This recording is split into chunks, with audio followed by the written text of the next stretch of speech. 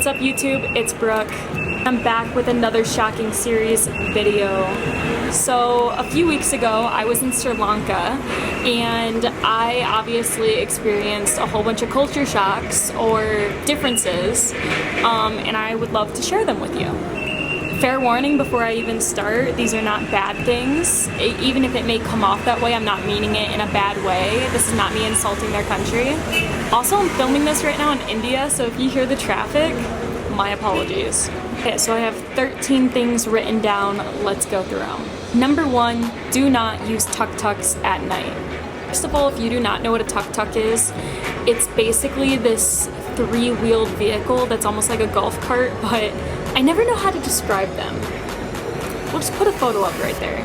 On my first night in Sri Lanka, I was told to not get a tuk-tuk at night by a guy that was sitting next to me on the airplane. He was giving me all types of tips, and he said that is a must, like, do not do for a tourist.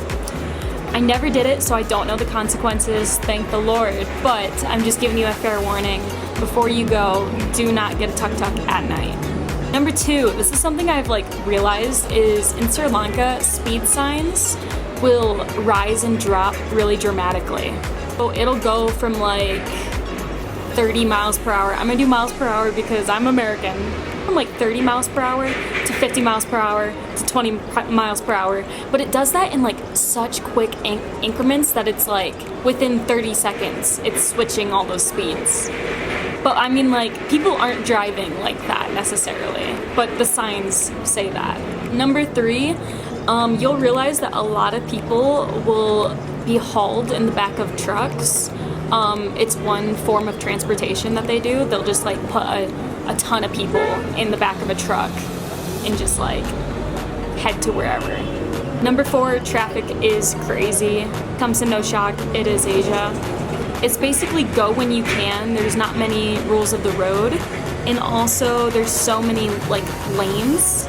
There's not actually lanes, but you'll be right next to other tuk-tuks or other cars, and you'll realize this if you go throughout Asia. But I'm in India right now, and India's even worse. India, it's you're literally in these super tight spaces, and you're looking at these cars how are they not gonna crash right now? And then while that's all happening, there's also people walking by, so it's just chaos. Number 5, Sri Lanka is insanely humid. This probably doesn't come as much as a shock because it is an island, but oh my gosh, my first few days in Colombo, I was dying. 6, going with the humidity comes bugs. There is tons of bugs in Sri Lanka, and they are extremely annoying. If you stay at certain hostels, you'll realize that they'll have mosquito nets around the bed so that way you don't get bit at night. And also wear tons of bug spray because dengue virus is a huge thing in Sri Lanka. I'm low-key kind of convinced that I had it for a hot second, a few days ago. But I'm also really convinced that one of my friends got it too. It's very serious if you're getting the serious symptoms, but if you're not getting the extreme symptoms, then don't quote me on it, but I've been told it's not insanely that serious. I do wear a lot of bug spray because it can put you in the hospital. So you know how in Costa Rica they say Pura Vida for pretty much everything? You could be have a good day. They'll be Pura Vida. How's the weather? Pura Vida. Did you like your food? Pura Vida. Well, Sri Lankans kind of have another thing that they do that's similar to that, and I think people from India do the same thing, if I'm thinking correctly. It's not a word, but instead it's a little head nod. It's literally you have ever worked in a kitchen and you know the phrase heard? It just basically means exactly as it says. You heard what the person said. Why was that so complicated to say? Basically, them just wiggling their head means okay, I heard you, sweet.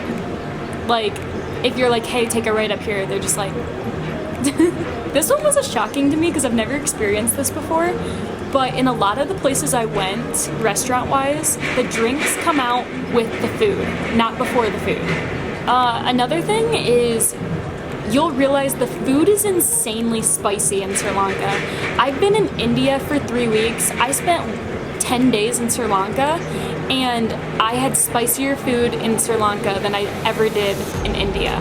To say, I have never been to southern India, so don't come at me. They use spices actually for health. So they have a method to their madness. Like, you'll taste something and it's insanely spicy. And it's not always like the hot type of spicy, it's more like the flavorful type of spicy. It's like a lot at once. Yeah, like I said, there's a method to their madness. They do it for health. They do research on the spices. And yeah, like I was reading the sign in one of the hostels and it said like, this spice is used for gut health. This one is for immune health. This one is for this, you know? The bum gun. The bum gun is something that I feel like everyone should experience at least once in their life. Basically, a lot of the bathrooms will not have toilet paper, but instead they will have this little gun. It looks like one of those spray guns that's literally in your kitchen sink. Like, it's literally pretty much the same thing. It's sitting next to the toilet and you have to use it to spray, you know, down there. Something I've never experienced until I went to Sri Lanka, but India also has them. So if you're going to Sri Lanka, invest in some toilet paper and just carry it on you. Literally, you'll thank me later. Wildlife in Sri Lanka is insane. I literally felt like I was in the Jungle Book when I was there. You have elephants, monkeys, giant snakes, and they're all just like within 5 feet of you. Like, they're wild, you know? Another traffic thing is they flash cars until they get over. Oh, thank you. Green tea? Yes, thank you. Final thing I have on this list is Sri Lanka is the place that has the most stray dogs and cats I have ever seen in my whole life. I do think India is up there and almost tied with Sri Lanka, at least when it comes to stray dogs, not really stray cats. But Sri Lanka has an insane amount of stray dogs and cats, and the saddest part is you shouldn't necessarily go up to them just because they could carry rabies, so you do want to be careful. Oh, that is all I have on Sri Lanka. Thank you guys so much for watching. I'm just deleting this now from my phone. If you enjoy, make sure to give it a big thumbs up. It'll make me smile. And I'll see you guys next time I see you guys with a brand new video.